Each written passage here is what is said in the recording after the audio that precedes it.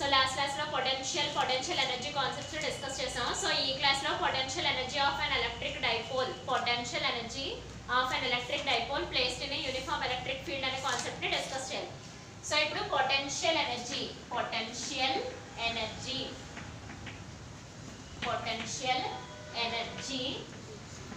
Of A dipole in uniform electric field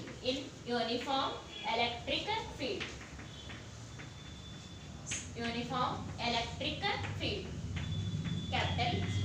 okay, so electric field లో dipole place చేసినప్పుడు దాని యొక్క potential ఎనర్జీని ఫైండ్ అవుట్ చేయాలి. సో ఇప్పుడు యూనిఫామ్ ఎలక్ట్రిక్ ఫీల్డ్ ని డ్రా చేద్దాం. సో యూనిఫామ్ ఎలక్ట్రిక్ ఫీల్డ్ ని డ్రా చేస్తున్నాను. So uniform electric field. So ఇక్కడ మనం డైపోల్ ని ప్లేస్ చేయాలి. డైపోల్ అంటే ఏంటి? Positive plus q, negative minus q, separated by a distance 2a. So ఇది డైపోల్ అనే విషయం 4th చాప్టర్ నుంచి డిస్కస్ చేసుకుంటూ వస్తాం. సో ఇప్పుడు డైపోల్ ని ప్లేస్ చేద్దాం. So minus q plus q, separated by a distance 2a. So minus q అనే ఛార్జ్ ప్లస్ క్యూ అనే charge separated by a distance 2a. So ఈ డైపోల్ ని ఎలక్ట్రిక్ ఫీల్డ్ లో ప్లేస్ చేసినప్పుడు ఇది ఎలక్ట్రిక్ ఫీల్డ్ తో సమ్ థీటా అనే angle ని మేక్ చేస్తుంది. సో ఇది ఎలక్ట్రిక్ ఫీల్డ్ లో ప్లేస్ చేసినప్పుడు ఎలక్ట్రిక్ ఫీల్డ్ తో డైపోల్ సమ్ థీటా అనే యాంగిల్ ని మేక్ చేస్తుంది. ఓకే, సో ఇప్పుడు ఈ థీటా అనే యాంగిల్ ఉన్న దాన్ని మనం మోషన్ లోకి తీసుకురావాలి. ఎందుకని? పొటెన్షియల్ ఎనర్జీ క్యాలిక్యులేట్ చేయాలి అని అంటే ఖచ్చితంగా అక్కడ వర్క్ జరగాలి, అవునా కదా? సో లాస్ట్ క్లాస్ లో చెప్పుకుంది ఏంటి? Work done by charge Q0 is equal to potential V అని లాస్ట్ క్లాస్ లో చెప్పుకున్నాం, అవునా కదా? సో ఇప్పుడు కూడా క్యాలిక్యులేట్ చేయాల్సింది ఏంటి? పొటెన్షియల్ ఎనర్జీ U ని క్యాలిక్యులేట్ చేయమంటాడు. Okay, so potential energy U ని క్యాలిక్యులేట్ చేయమంటాడు. అందుకోసం మనం ఎవరిని క్యాలిక్యులేట్ చేయాలి? Work done by test charge Q0 ని క్యాలిక్యులేట్ చేసుకోవాలి. సో ఇక్కడ test charge Q0 values 1 coulomb కింద తీసుకున్నట్టయితే, సో ఇక్కడ 1 కూలుంబ్ కింద తీసుకున్నట్టయితే potential energy V is equal to W is equal to U అవుతుంది, అవునా కదా? పొటెన్షియల్ ఎనర్జీ అన్న పొటెన్షియల్స్ అన్న వర్క్ డన్ అన్న సేమ్ అవుతుంది ఎప్పుడు? In case charge Q0 is equal to 1 coulombs అయినప్పుడు. ఓకే, సో ఇప్పుడు వర్క్ డన్ ని క్యాలిక్యులేట్ చేద్దాం. సో ఇది ఫర్ ఎగ్జాంపుల్ ఈ నా చేతిలోనే డస్టర్ మీకు డైపోల్ అనుకుంటే ఇక్కడ ప్లస్ క్యూ చార్జ్ ఉంది, ఇక్కడ మైనస్ క్యూ చార్జ్ ఉంది, వీటి మధ్యన డిస్టెన్స్ 2a అవుతుంది. సో ఇది సమ్ థీటా అనే యాంగిల్ ని మేక్ చేస్తూ ఉంది. ఓకే, సో ఇప్పుడు దీన్ని సమ్ 90 డిగ్రీస్ నుంచి థీటా అనే యాంగిల్ ని మూవ్ చేయాలి. 90 డిగ్రీస్, ఎగ్జాక్ట్లీ 90 డిగ్రీస్ నుంచి ఇలా థీటా అనే యాంగిల్ గానీ, సో ఇలా థీటా అనే యాంగిల్ గానీ, ఇలా థీటా అనే యాంగిల్ మూవ్ చేస్తే రైట్ సైడ్ మూవ్ చేస్తే అది మనకి ఎక్యూట్ యాంగిల్ అవుతుంది. అదే లెఫ్ట్ సైడ్ మూవ్ చేస్తే రైట్ సైడ్ మూవ్ చేస్తే అది అబ్ట్యూస్ యాంగిల్ అవుతుంది. అదే లెఫ్ట్ సైడ్ మూవ్ చేస్తే అది ఎక్యూట్ యాంగిల్ అవుతుంది. ఓకేనా? సో లెఫ్ట్ సైడ్ ఎలా మూవ్ చేస్తే అది acute angle, so right side ఎలా మూవ్ చేస్తే అది అబ్ట్యూస్ యాంగిల్, అవునా కదా? ఎగ్జాక్ట్లీ 90 డిగ్రీస్ ఉన్న దాన్ని మూవ్ చేయడానికి వర్క్ డన్ ని క్యాలిక్యులేట్ చేయాలి. ఓకే, మోషన్ లో ఉన్నప్పుడు వర్క్ డన్ ని క్యాలిక్యులేట్ చేస్తాం. సో ఆ వర్క్ డన్ మనకి పొటెన్షియల్ ఎనర్జీకి ఈక్వల్ అవుతుంది, since test charge Q0 is equal to 1 coulomb కాబట్టి. ఓకే, సో ఇప్పుడు మనం పొటెన్షియల్ ఎనర్జీ U ని క్యాలిక్యులేట్ చేసుకోవాలి. డైపోల్ యొక్క పొటెన్షియల్ ఎనర్జీని క్యాలిక్యులేట్ చేయాలి. ఎలక్ట్రిక్ ఫీల్డ్ లో పెట్టినప్పుడు సమ్ థీటా అనే యాంగిల్ మేక్ చేస్తుంది. దీన్ని ఎక్కడి నుంచి ఎక్కడి వరకు మూవ్ చేస్తాం? 90 డిగ్రీస్ నుంచి either it is acute angle లేదా అబ్ట్యూస్ యాంగిల్ ని మూవ్ చేయాలి. అలా మూవ్ చేయడానికి జరిగే వర్క్ వల్లే మనకి పొటెన్షియల్ ఎనర్జీని U ని క్యాలిక్యులేట్ చేయగలం. ఓకే, సో ఇప్పుడు దాని డెరివేషన్ అంతా చూద్దాం. చూడండి,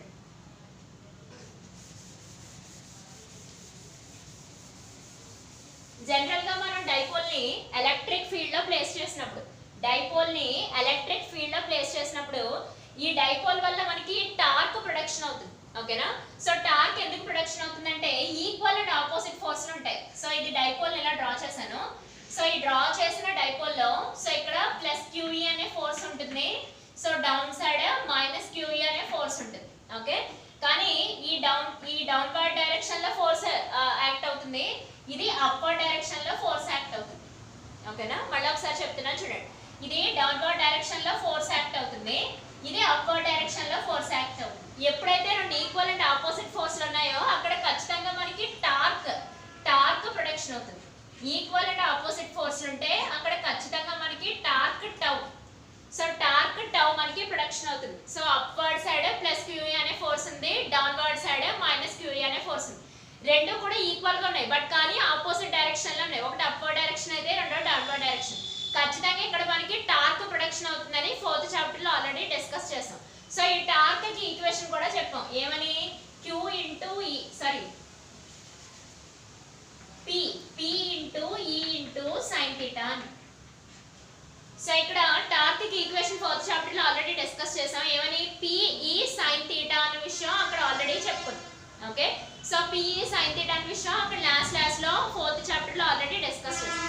ఈక్వల్ అండ్ ఆపోజిట్ ఫోర్సెస్ ఒక డైపోల్ మీద వర్క్ చేసినప్పుడు ఖచ్చితంగా మనం టార్క్ అనే కాన్సెప్ట్ ని చెప్పుకోవాలి.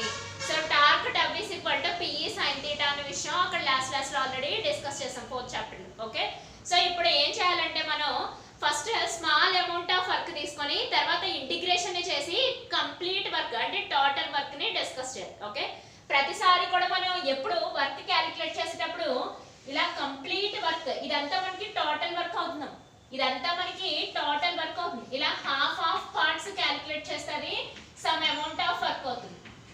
ఓకే, హాఫ్ ఆఫ్ పార్ట్స్ ఇలా పార్ట్స్ కింద క్యాలిక్యులేట్ చేస్తే అది dw some amount of work అవుతుంది. అదే మొన్న ఈ dw కి ఇంటిగ్రేషన్ వాల్యూస్ చెప్పినట్టయితే, సో ఇంటిగ్రేషన్ వాల్యూస్ చెప్పినట్టయితే దానికి కంప్లీట్ వర్క్ ని చెప్పొచ్చు. ఇప్పుడు కూడా సేమ్ ప్రొసెసర్, మన half part of the work ని క్యాలిక్యులేట్ చేసి దానికి ఇంటిగ్రేషన్ వాల్యూస్ ని చెప్దాం. Okay, half part of the work calculation చెప్పి తర్వాత ఇంటిగ్రేషన్ వాల్యూస్ ని చెప్పాలి. ఓకే, సో ఇప్పుడు half part of the work ని క్యాలిక్యులేట్ చేద్దాం. ఈ డయాగ్రామ్ ని రబ్ చేసుకుందాం. ఓకే,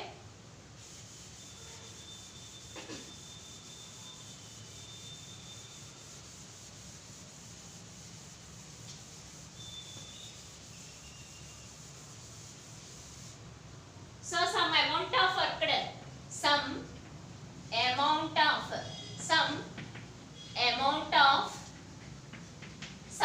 అంటారమ్మా. అంటే ఏంటి దానికి ఇక్కడ అర్థం, ఓన్లీ హాఫ్ పార్ట్ మాత్రమే క్యాలిక్యులేట్ చేస్తాం. మరి కంప్లీట్ వర్క్ డన్ చెప్పాలంటే ఏం చేయాలి, హాఫ్ పార్ట్ కి ఇంటిగ్రేషన్ వాల్యూస్ ని చెప్పాలి. So some amount of work done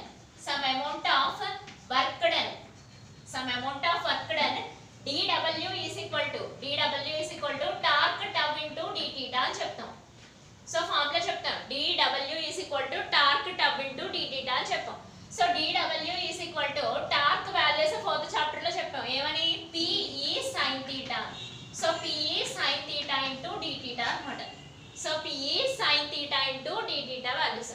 but కానీ dw అనేది some amount of work complete amount of work, only some amount of work. మరి టోటల్ వర్క్ డన్ చెప్పాలంటే దానికి ఇంటిగ్రేషన్ ని పెర్ఫార్మ్ చేయాలి. ఓకేనా, so total work done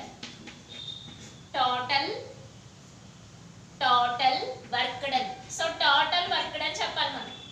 so complete work done ని చెప్పాలి అంటే total work done W is equal to integral values. So limits theta naught to theta, limits ఎలా తీసుకుందాం మనం, theta naught to theta values తీసుకున్నాం. Theta naught to theta dw limited integration చేశాను అన్నమాట. Limited integration theta naught to theta dw అని తీసుకున్నాం. Okay, so ఇప్పుడు limited integration లో limits theta naught to theta, so dw values ఎంత మనకి PE sin theta into d theta. So PE sin theta into d theta. So PE sin theta into d theta అని తీసుకున్నాం. ఓకేనా, so limited integration చేసి theta not నుంచి తీటాకి values చేసి, so ఇక్కడ theta not అంటే 90 డిగ్రీస్ తీసుకోవచ్చు, అది లాస్ట్ లో సబ్స్టిట్యూట్ చేసి చెప్తాను. ఓకేనా, సో తీటా నాట్ అంటే ఇక్కడ 90 డిగ్రీస్ కింద తీసుకోవచ్చు, అది లాస్ట్ లో సబ్స్టిట్యూట్ చేసి చెప్పుకుందాం. సో ఇప్పుడు కంప్లీట్ వర్క్ అని చెప్పాం, ఎలాగా ఇంటిగ్రేషన్ ని చేసి లిమిటెడ్ ఇంటిగ్రేషన్ ని చేసి మనం కంప్లీట్ వర్క్ డన్ వాల్యూస్ తీసుకున్నాం. Okay, so total work done W is equal to limited integration theta naught to theta into dw అంటే ఫార్ములా ఏంటి మనకి PE sin theta into d theta అని చెప్పాం. ఓకేనా, సో ఇప్పుడు దీన్ని బేస్ చేసుకొని ఈ sin theta into d theta కి మనం ఇంటిగ్రేషన్ ని చెప్పాలి. నేను సర్కిల్ చేసినంత మనకి కాన్స్టెంట్ వాల్యూస్. సో ఈ కాన్స్టెంట్ వాల్యూస్ కి ఇంటిగ్రేషన్ ని పెర్ఫార్మ్ చేసిన ఇంటిగ్రేషన్ వాల్యూస్ పెర్ఫార్మ్ చేయనవసరం లేదు, ఇంటిగ్రేషన్ నుంచి అవుట్ రాసుకోవాలి. అవునా, సో అందుకని total work done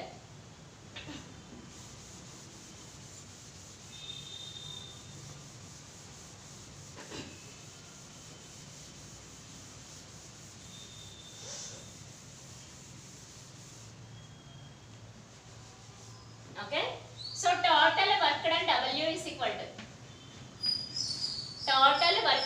W is equal to integration రాసే ముందు PE ని బయటికి రాసేద్దాం. ఓకే, PE ఇక్కడ PE మనకి constant. PE limited integration θ naught to θ. ఈ θ 90 కింద తీసుకొచ్చా చెప్తాను లాస్ట్ లో. So θ naught to θ sin θ into dθ. θ naught to θ sin θ into dθ అవుతుంది.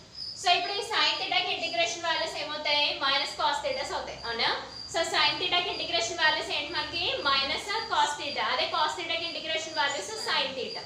ఆపోజిట్ ఆఫ్ డెరివేటివ్స్ అవుతాయి అన్నమాట. యాక్చువల్లీ డిఫరెన్షియేషన్ అయితే sin θ కి డిఫరెన్షియేషన్ ఓన్లీ cos θ నే, బట్ కానీ ఇంటిగ్రేషన్ లో డిఫరెంట్ గా తీసుకోవాలి. అది మీకు తెలిసిన విషయం already. So work done W is equal to PE into minus cos θ integration చేస్తాం. చేసిన తర్వాత దీని లిమిట్స్ ఎంత? θ నాట్ టు θ అన్నమాట. సో θ నాట్ టు θ కింద తీసుకున్నాం. ఓకే, సో ఇప్పుడు అబ్జర్వ్ చేసినట్టయితే W is equal to minus PE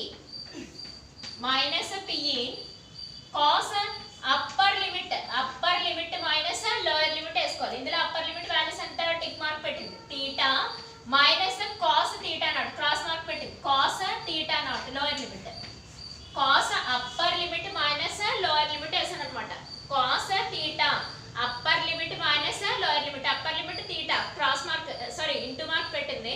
cross mark పెట్టింది లోయర్ మార్క్ అవుతుంది. ఓకే, టిక్ మార్క్ పెట్టింది అప్పర్ లిమిట్, క్రాస్ మార్క్ పెట్టింది లోయర్ లిమిట్. అంటే cos θ మైనస్ cos θ నాట్ అవుతుంది. ఓకే, సో ఇప్పుడు కన్సిడర్ తీసుకుందాం. ఎలా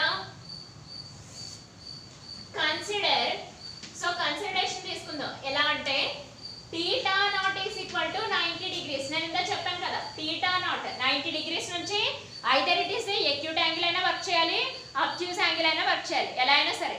సో θ నాట్ 90 డిగ్రీస్ తీసుకుందాం. సో θ వాల్యూస్ θ కిందే తీసుకుందాం. ఓకేనా, మనం చేసిన పని ఏంటి? θ నాట్ వాల్యూస్ 90 డిగ్రీస్, θ వాల్యూస్ θ కింద తీసుకుందాం. అప్పుడు వర్క్ డన్ ఎలా చేంజ్ అవుతుందో చూడాలి. So work done W is equal to minus P into cos θ degrees cos θ minus cos θ naught వేసుకున్నాం కదా. సో cos θ అంటే cos θ మైనస్ cos 90 డిగ్రీస్ తీసుకుందాం. cos 90 degrees. Okay, cos 90 degrees. So ఇక్కడ మనకి cos 90 degrees value మనకి 0. So ఇప్పుడు దీని equation ఎలా రాయొచ్చు? Work done is equal to minus PE cos θ అని రాయొచ్చు. Work done is equal to minus PE cos θ. ఇది నార్మల్ స్కేలార్ ఫార్మ్స్ లో అయితే, అది వెక్టార్ ఫార్మ్స్ లో అయితే ఎలా రాస్తాం? cos యాంగిల్ వచ్చిందంటే ఖచ్చితంగా అక్కడ మనకి డాట్ ప్రొడక్ట్ రావాలి. ఓకే, cos యాంగిల్ వస్తే డాట్ ప్రొడక్ట్, sin యాంగిల్ వస్తే క్రాస్ ప్రొడక్ట్. ఇదే విషయం చాలా సార్లు డెరివేషన్ లో పనికొస్తున్నాము, జాగ్రత్తగా గుర్తుపెట్టుకోండి. cos యాంగిల్ వచ్చి వెక్టార్స్ లో రాయమంటే అక్కడ డాట్ ప్రొడక్ట్ రాసుకోవాలి. అదే sin యాంగిల్ వచ్చి వెక్టార్స్ లో రాయమంటే ఖచ్చితంగా అక్కడ క్రాస్ ప్రొడక్ట్ రాసుకోవాలి. ఓకే, సో ఇప్పుడు ఇది వెక్టార్స్ లో రాద్దాం. వెక్టార్స్ లో రాయడం కోసం work done W is equal to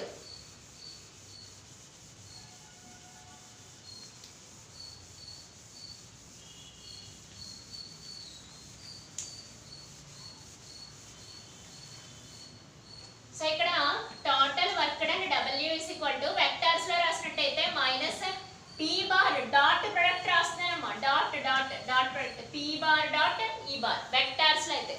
so work done complete work done P bar dot E bar dot product రాసాను, క్రాస్ ప్రొడక్ట్ కాదు.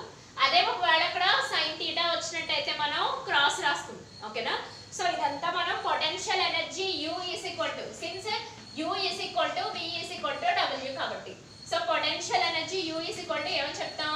Minus P bar dot E bar అని చెప్తాం. లేదంటే మైనస్ PE cos θ వాల్యూస్ అని చెప్తాం.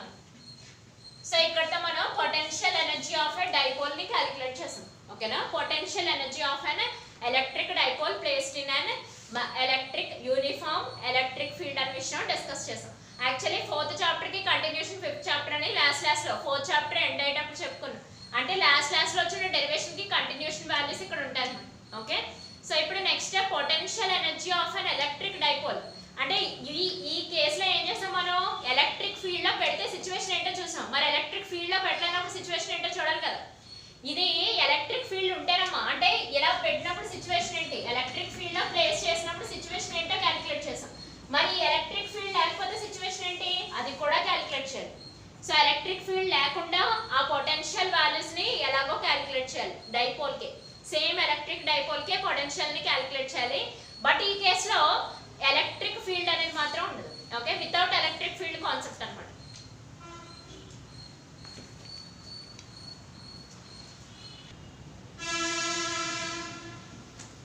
So ఇప్పుడు electric dipole యొక్క potential ని క్యాలిక్యులేట్ చేయాలి. కాకపోతే ఇక్కడ ఎలక్ట్రిక్ ఫీల్డ్ ఏం ప్లేస్మెంట్ ఉండదు. ఎలక్ట్రిక్ ఫీల్డ్ లేకుండా ఎలక్ట్రిక్ డైపోల్ యొక్క పొటెన్షియల్ ని చెప్పాలి. సో దానికోసం ఫస్ట్ డయాగ్రామ్ వేసుకోవాలి. దాన్ని బేస్ చేసుకొని మీకు జామెట్రీని యూస్ చేసుకొని మనం పొటెన్షియల్ యొక్క క్యాలిక్యులేషన్ చెప్పాలి. ఇదంతా మ్యాథమెటిక్స్ పరంగా వెళ్తున్నాము. బట్ కానీ ఇంపార్టెంట్ క్వశ్చన్, మీకు అది మెటీరియల్ ఎవరో లాంగ్ ఆన్సర్ క్వశ్చన్ ఇచ్చారు కానీ మీకు అడిగేది మిమ్మల్ని షార్ట్స్ అడుగుతారు. 4 మార్క్స్ క్వశ్చన్ అడుగుతారు. ఒకసారి డిస్కస్ చేద్దాం చూడండి. సో ఇక్కడ డైపోల్ అంటేనే plus Q charge minus Q charge some 2a అనే డిస్టెన్స్ తో సెపరేట్ అవడం. అవునా, ప్లస్ క్యూ అనే చార్జ్ మైనస్ క్యూ అనే చార్జ్ 2a అనే డిస్టెన్స్ తో సెపరేట్ అవడం. సో ఇప్పుడు ఏం చేయాలంటే ఇక్కడ పాయింట్ P ఒకటి తీసుకోవాలి. సో పాయింట్ P ని కన్సిడరేషన్ లో తీసుకోవాలి. సో ఇప్పుడు ఏంటంటే ఇక్కడ దీనికి లైన్స్ డ్రా చేసుకోవాలన్నమాట. ఈ పాయింట్ P కి ఈ చార్జ్లు ఎంత డిస్టెన్స్ లో ఉన్నాయి. ఇదేమో r1 అనే డిస్టెన్స్ లో ఉంటుంది, ఇక్కడేమో r2 అనే డిస్టెన్స్ లో ఉంటుంది. సరేనా, మీరు ఏం చేయాలంటే ఈ పాయింట్ P దగ్గర పొటెన్షియల్ V ని క్యాలిక్యులేట్ చేయాలి. సో ఈ పాయింట్ P దగ్గర మీరు పొటెన్షియల్ V ని క్యాలిక్యులేట్ చేసుకుంటారు అనమాట. ఓకే, సో ఇప్పుడు A ని 2a ని 2 పార్ట్స్ కింద విడగొట్టేద్దాం. అంటే దాని అర్థం ఏంటి, ఈ హాఫ్ పార్ట్ A, ఈ హాఫ్ పార్ట్ A అన్నమాట. ఓకే, సో ఈ పార్ట్ కి యాక్సిస్ లో తీసుకుందాం. అంటే ఇది మనకి x యాక్సిస్ అవుతుంది, x యాక్సిస్. ఓకేనా, సో ఈ యాక్సిస్ వచ్చేసి మనకి y యాక్సిస్ అవుతుంది. సో ఇది మనకి x యాక్సిస్, ఇక్కడ వచ్చి మనకి y యాక్సిస్ అవుతుంది. ఈ పర్టికులర్ సెంటర్ నుంచి మనకి మళ్ళీ ఇంకో డిస్టెన్స్ వస్తాయి P అనే పాయింట్ కి. సో మళ్ళీ ఇంకొక లైన్ డ్రా చేస్తాం. ఇది r అనే డిస్టెన్స్ లో ఉంటుంది అనమాట. ఓకే, సో ఇది ఇక్కడ మధ్యన θ అనే యాంగిల్ వస్తుంది. సో ఇక్కడ మనకి θ అనే యాంగిల్ వస్తుంది. సో ఈ డయాగ్రామ్ ని జాగ్రత్తగా అబ్జర్వ్ చేసుకోవాలి. ఇది రైట్ యాంగిల్ ట్రయాంగిల్ కాదమ్మా, ఖచ్చితంగా ఇది రైట్ యాంగిల్ ట్రయాంగిల్ కాదు. అంటే ఇది కొంచెం ఇలా ఉంటుంది, ఇదైతే మాత్రం రైట్ యాంగిల్ ట్రయాంగిల్ అయితే ఖచ్చితంగా కాదు. ఓకే, సో ఇప్పుడు ఈ ట్రయాంగిల్ లాస్ట్ ని బేస్ చేసుకొని మనం ఇలా ఒక ట్రయాంగిల్ ఉందనుకోండి, ఇది రైట్ యాంగిల్ ట్రయాంగిల్ కాదు, ఈక్వలాటరల్ ట్రయాంగిల్ కాదు, ఖచ్చితంగా రైట్ యాంగిల్ ఈక్వలాటరల్ ట్రయాంగిల్ అయితే కాదమ్మా. ఓకే, ఇక్కడ దీని వాల్యూ డిస్టెన్స్ అనుకోండి అమ్మా, ఇక్కడ r వాల్యూ r1 అనుకోండి, ఇక్కడ r2 అనుకోండి. ఇప్పుడు దీన్ని ఎలా చెప్పొచ్చు అంటే d² = r1² + r2² - 2r1 r2 cos θ అని చెప్పొచ్చు. జామెట్రీ యూజ్ చేసుకోండి. సో ఈ ఫార్ములా మనకి చాలా important. d² = r1² + r2² - 2r1 r2 cos θ. జామెట్రీని బేస్ చేసుకొని since it is not an equilateral triangle, isosceles triangle, right angle triangle ఏది కాదు. సో ఏ ట్రయాంగిల్ కాదనమాట. సమ్ 3 సైడ్స్ కూడా 3 డిఫరెంట్ సైడ్స్. అందువల్ల by using parallelogram law of vectors use చేసుకొని చెప్తారనమాట. పారలెలోగ్రామ్ లా ఆఫ్ వెక్టర్స్ ఇది మీకు ఫస్ట్ ఇయర్ లో వస్తుంది ఆల్రెడీ. ఒక ఎస్ఐ క్వశ్చన్ కింద లేదా ఒక షార్ట్ మార్క్ క్వశ్చన్ కింద ఆల్రెడీ చదువుతారు. సో పారలెలోగ్రామ్ లా ఆఫ్ వెక్టర్స్ ని బేస్ చేసుకొని ఇంకో side square = r1² + r2² - 2r1 r2 cos θ చెప్తాం ఫార్ములా ఇది. సో ఈ ఫార్ములా బేస్ చేసుకొని ఇది ఒక ట్రయాంగిల్ కింద వేసుకోవాలి. కాకపోతే ట్రయాంగిల్ ఇలా తిరగబడింది అంతే. ఇలా ఉన్న ట్రయాంగిల్ కాస్త ఇలా వేసాం అంతే. మా ట్రయాంగిల్ కాస్త కొంచెం ఇలా వేసాం అంతే. ఓకే, సో ఆ ట్రయాంగిల్ ఇలా డ్రా చేసాం అనమాట. ఇట్ ఈస్ నాట్ అండ్ మళ్ళీ చెప్తున్నాను చేస్తాను, ఐసోసెలస్ ట్రయాంగిల్ కాదు, రైట్ యాంగిల్ ట్రయాంగిల్ కాదు, ఈక్వలాటరల్ ట్రయాంగిల్ కాదు. 3 సైడ్స్ డిఫరెంట్ ట్రయాంగిల్ అన్నమాట. అందుకు దీనికోసం పారలెలోగ్రామ్ లా ఆఫ్ వెక్టర్స్ ని యూజ్ చేసుకొని సైడ్ వాల్యూస్ చెప్తాం. ఎలా అంటే d² = r1² + r2² - 2r1 r2 cos θ values కింద తీసుకొని చెప్తాం. ఓకే, సో ఇప్పుడు ఈ డయాగ్రామ్ కి రండి. ఇక్కడ పాజిటివ్ చార్జ్ పెట్టావు, నేను డార్క్ ఏం చేస్తుంది బాగా చూడండి. ఇక్కడ పాజిటివ్ చార్జ్, ఇక్కడ నెగిటివ్ చార్జ్. సో ఇది 2a అనే డిస్టెన్స్ తో సెపరేట్ అయింది. ఈ హాఫ్ పార్ట్ దగ్గర, ఈ సెంటర్ C దగ్గర, ఓకే, ఈ సెంటర్ C దగ్గర ఏ పార్ట్స్ కింద సమంగా కట్ చేస్తాం. అంటే ఈ పార్ట్ వాల్యూ A, ఈ పార్ట్ వాల్యూ A. ఈ పాయింట్ P దగ్గర మీరు పొటెన్షియల్ V ని క్యాలిక్యులేట్ చేయాలి. మీరు అబ్జర్వ్ చేసినట్టయితే ఇక్కడ ఎక్కడ కూడా ఎలక్ట్రిక్ ఫీల్డ్ అనే కాన్సెప్ట్ రాదు. ఇక్కడ ఎక్కడ కూడా మనం ఎలక్ట్రిక్ ఫీల్డ్ అనే కాన్సెప్ట్ ని చెప్పుకో, ఎందుకంటే ఇది మనకి ఎలక్ట్రిక్ ఫీల్డ్ లేదు. కానీ నువ్వు పాయింట్ P దగ్గర పొటెన్షియల్ V ని క్యాలిక్యులేట్ చేయాలి. పొటెన్షియల్. ఓకే, సో ఇక్కడ ఈ charge Q plus Q r1 అనే డిస్టెన్స్ తోని, ఇది -Q r2 అనే డిస్టెన్స్ తోని, సెంటర్ C r అనే డిస్టెన్స్ తోనే ఉంది. Okay, so r1 r2 makes an angle θ. So వీటన్నిటిని బేస్ చేసుకొని మనం ఇప్పుడు పొటెన్షియల్ V ని క్యాలిక్యులేట్ చేసుకోవాలి. ఓకేనా, సో పొటెన్షియల్ V కి ఫస్ట్ ఆఫ్ ఆల్ ముందు డైరెక్ట్ గా ఫార్ములా చెప్పేసుకుందాం. ఫార్ములా చెప్పాక ఆ ఫార్ములా నుంచి వాటి క్యాలిక్యులేషన్ లో డిస్కస్ చేద్దాం.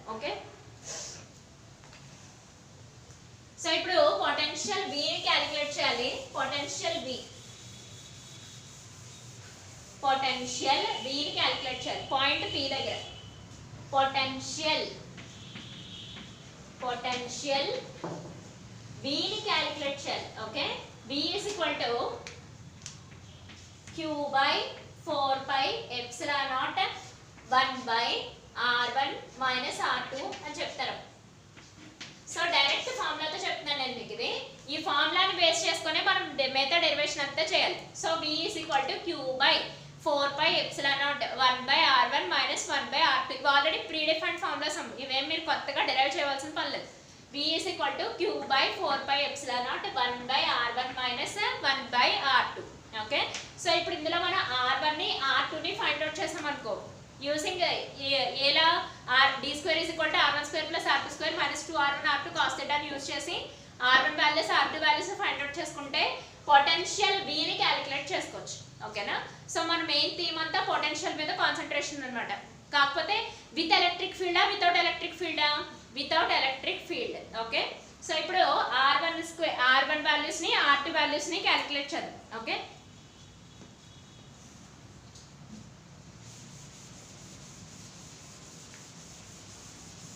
సో ఇక్కడ R1 వాల్యూస్ ని R2 వాల్యూస్ ని క్యాలిక్యులేట్ చేద్దాం ఎందుకని potential V is equal to Q by 4 pi epsilon naught 1 by R1 minus 1 by R2 కదా అందుకని R1 R2 వాల్యూస్ ని ఫస్ట్ క్యాలిక్యులేట్ చేసుకోవచ్చు సో ఇక్కడ R1 R2 వాల్యూస్ ని చెప్పొచ్చమ్మా